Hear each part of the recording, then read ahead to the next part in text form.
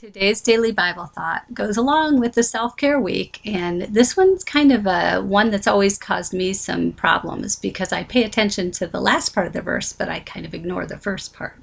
So Philippians chapter 2, verse 4 in the New Living Translation reads, "Don't look out only for your own interests, but take an interest in others too."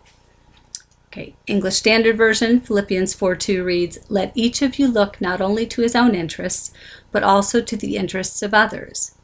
And I think I've always put the emphasis on looking out for others and looking to their interests and putting their interests first, which I think is important. There are times where we need to do that.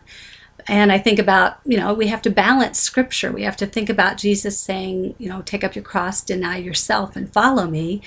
And then we think of this verse, though, that does say to take at least some interest in our own interests, or it says to let each of you look not only to your own interests, but also to the interests of others. But we're not supposed to ignore our own interests.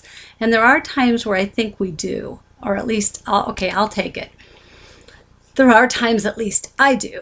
I ignore how I feel or ignore what I really want to do. I ignore, what's really going on in my own life to look to the interests of others. And like I said, sometimes that's really important.